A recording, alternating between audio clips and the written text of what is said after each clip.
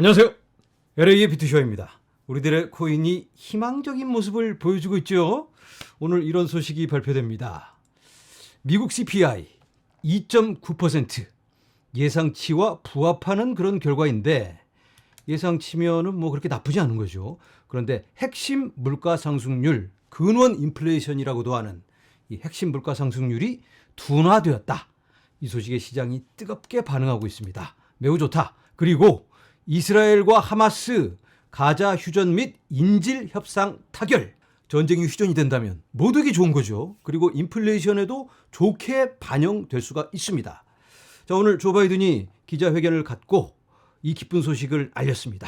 그랬더니 기자 중 한 명이 이 공을 당신에게 돌려야 되냐 아니면 트럼프에게 돌려야 되냐, 그랬더니 바이든이 장난하냐? 그리고 그냥 들어가 버렸는데, 사실 지난주에 트럼프가 야, 이스라엘 하마스 너희들 빨리 인질 교환하고 제자리로 돌려놔, 안 그러면 끔찍한 일이 벌어질 것이다 라고 경고를 날렸습니다. 그래서 부랴부랴 이렇게 상황을 종료시키고 있는 게 아닌가, 이런 해석이 이어지고 있는데요. 이건 뭐 너무나도 좋은 긍정적인 호재 중의 호재다, 이렇게 볼 수 있겠습니다. 자, 이제는 우리를 살짝 우려스럽게 만드는 소식이 있어서 함께 나눠보도록 하겠습니다. 미국 정부 2016년 해킹으로 발생한 자금이 빗피닉스로 반환되어야 한다고 밝혀 2016년에 빗피닉스라는 거래소가 해킹되었습니다. 그런데 미국 정부가 범인을 찾아서 비트코인을 뺏었습니다. 자, 그러면 이 뺏은 비트코인을 어떻게 될까요? 피해자들에게 돌려줘야 되겠죠. 그런데 미국 정부가 이걸 꿀꺽 삼켜버렸습니다. 아직까지는 삼켜서 그냥 이걸 그대로 가지고 있었는데 갑자기 반환해야 한다니, 이게 도대체 무슨 일일까? 사실 빗피닉스 거래소에서는 이게 처리가 잘 안 되니까 자체 코인을 발행해서 이 코인으로 나눠주고 대충 이 사건을 무마시켰습니다. 그런데 나중에 미국이 그 해킹범을 잡습니다. 그리고 보유하고 있던 비트코인을 압수 있으면 그 비트코인 어떡하나요?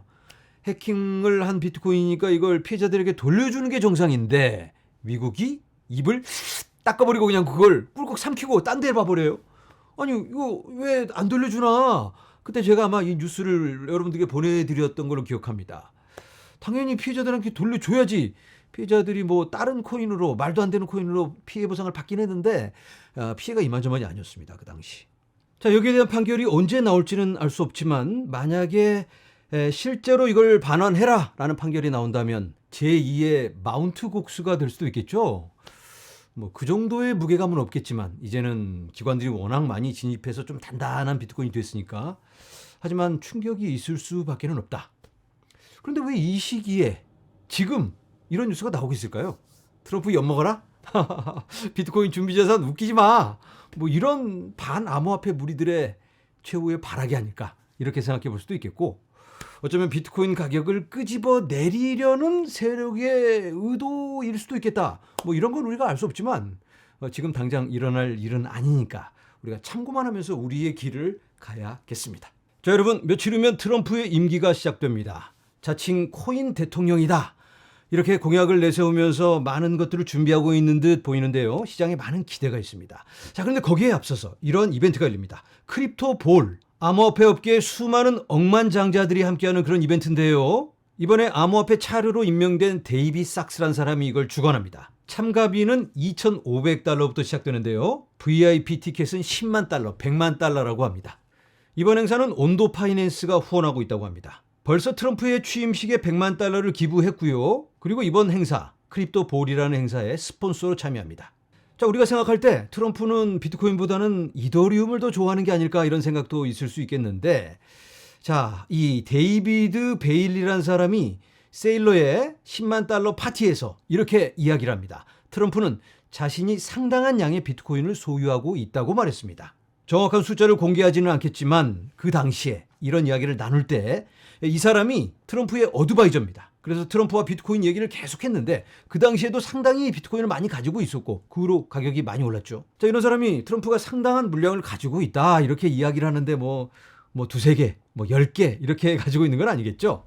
그렇다면 트럼프도 비트코이너다, 이렇게 볼 수가 있겠는데, 그리고 아들 레미와 함께 디파이 프로젝트도 진행하고 기대를 안 할래야 안 할 수가 없는 상황이 아닐까. 자, 트럼프의 측근들을 함께 살펴보면 이번에 국방부 장관으로 지명된 피트 헤그세그가 나는 비트코인을 많이 가지고 있다라고 말했습니다. 그리고 톰 에머라는 의원이 있죠. 굉장히 친숙한 인물인데요. 청문회 때마다 게리 겐슬러를 탈탈 털던 그 사람. 자, 이 사람이 이렇게 얘기를 합니다. 저는 디지털 자산, 금융기술 및 인공지능 소위원회의 부위원장으로 선출되어 영광입니다. 자, 이 사람이 금융기술, 디지털 자산 관련입니다. 그리고 인공지능 관련해서도 뭔가 임무를 맡았는데 우리는 디지털 자산의 미래가 미국적 가치를 지닌 미국인에 의해 인도되도록 할 수 있는 훌륭한 기회를 얻었습니다. 그래서 이 위원장과 함께 일하게 되어 영광이다. 자, 이 사람들 모두 친암호화폐 인물들입니다. 자, 트럼프의 임기가 시작되고 비트코인이 전략적 준비 자산이 될 수 있겠다. 이런 기대감이 생기고 있습니다. 거기에 맞춰서 많은 미국의 주들이 이 연방 정부에서 비트코인을 매집하기 전에 먼저 이걸 좀 차지해야 되는 게 아닌가, 이런 접근이 이어지고 있는데요. 오클라호마주에서 비트코인 전략적 준비금 법안 도입. 그런가 하면 플로리다가 텍사스를 이기고 최초의 전략적 비트코인 보유고를 갖게 될 것이다 라고 말했습니다. 주 차원의 포모가 다가오고 있습니다. 아직까지 8개의 주가 전략적 비트코인 준비금 법안을 추진하고 있습니다. 뉴햄프셔, 알라바마, 플로리다, 펜실베니아, 텍사스, 오하이오, 노스다코타, 오클라호마. 메시지는 명확합니다. 미국은 비트코인을 원하고 있다. 자, 이제는 비트와이지의 CEO 얘기를 좀 들어보도록 하겠습니다. 비트와이지의 CEO, 이 멀쩡하게 생긴 남자입니다. 자, 이 사람 헌터 호슬리는 정부 채권을 비트코인으로 전환하는 것을 고려하면서 비트코인 ETF에 대한 정보를 국가에 제공했다고 밝혔습니다. 국가란 다른 나라에, 다른 많은 나라들에게 비트코인을 통한 기회, 비트코인 ETF를 매집해야 하는 이유, 그런 이유들을 설명하고 있다.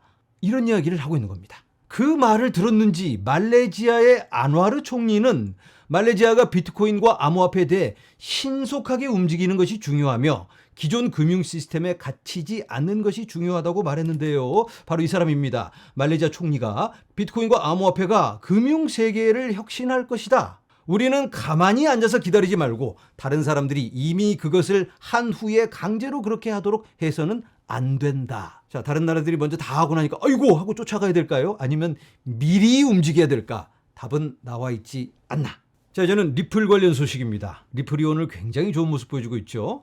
SEC가 법원에 이런 서류를 제출합니다. 항소법원에 제출할 오프닝 브리프.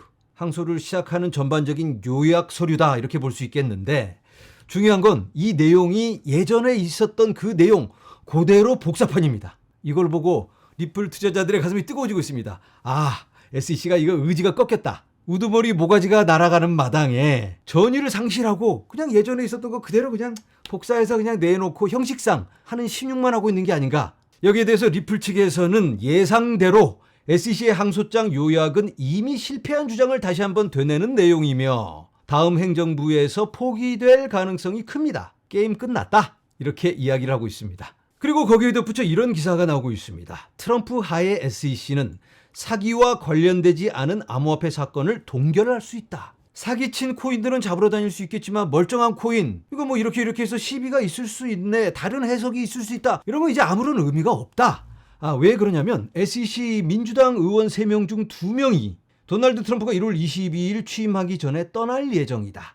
SEC는 5명의 위원으로 이루어져 있습니다. 그중에 3명이 민주당, 그중에는 게리 겐슬러와 다른 2명의 민주당 쪽 의원이 있고 2명이 공화당입니다. 크립토맘이라고도 불리는 헤스터 피어스, 그리고 우에다 의원. 그런데 이번에 친암호화폐 위원장이 새로 임명됩니다. 겐슬러하고 다른 친구는 떠나고. 그러면 친암호화폐 쪽이 과반수가 넘습니다. 3명. 이런 마당에 무슨 리플 소송이니 뭐니 뭐 이렇게 말도 안 되는 이런 소송들은 정리되고 에너지 소모를 줄여야 되겠죠. 국민들이 내는 혈세 가지고 좀 발전적인 일을 해야 합니다. 그래서 리플 소송 마무리는 시간 문제다, 이렇게 볼 수 있을 것 같습니다.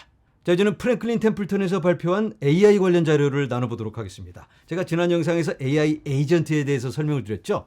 자, 그런 내용입니다. AI 에이전트가 앞으로 어떠한 역할을 하게 될 건가? 그리고 암호화폐 생태계와 어떻게 맞물리게 될까? 자세한 설명을 하고 관련 코인을 언급하고 있습니다. 프랭클린 템플턴이 관심 있게 보고 있는 코인, AI 에이전트 코인은 버추얼, AI16Z, 팔트 코인, 프레이사. 버추얼은 베이스 기반이고요. AI16Z, 솔라나 기반, 그리고 베이스 기반. 그리고 추가적으로 이런 코인들이 있는데요. 솔라나 기반, 베이스 기반, 솔라나입니다. 그래서 현재 AI 에이전트는 솔라나와 베이스가 주도하고 있다, 이렇게 볼 수 있을 것 같습니다. AI 에이전트에 대해서는 제가 지난 영상에서 자세히 설명을 드렸습니다. 관심 있으신 분들은 꼭 시청하시기 바랍니다. 자, 여러분 1월 20일에 트럼프의 임기가 시작되면서 코인 시장에 엄청난 변동이 있을 것 같습니다. 엄청난 변동 준비되셨나요? 지금부터 마음의 준비를 단단히 해야 하지 않을까? 멘탈이 혹시 약하신 분들은 지금부터 훈련을 좀 하시든가 아니면 우왕청심원이라도 좀 준비를 해 놓으셔야 될 것 같다. 그리고 1월 20일은 공휴일입니다. 마틴 루터 킹 주니어 날로 기념하고 있는데요. 주식시장은 문을 닫습니다. 코인 시장은 당연히 열죠. 365일. 자, 그런데 코인 관련 공식 발표가 20일 또는 21일 그 다음날 있을 수도 있는 거니까 우리가 긴장하면서 기다려야 하는데 만약에 그 다음날도 없다 하면 실망이죠. 부디 우리가 원하는 그 방향으로 움직여주길 그런 시나리오로 연결되길 간절히 바라보면서 오늘은 여기서 인사드립니다. 여러분 감사합니다.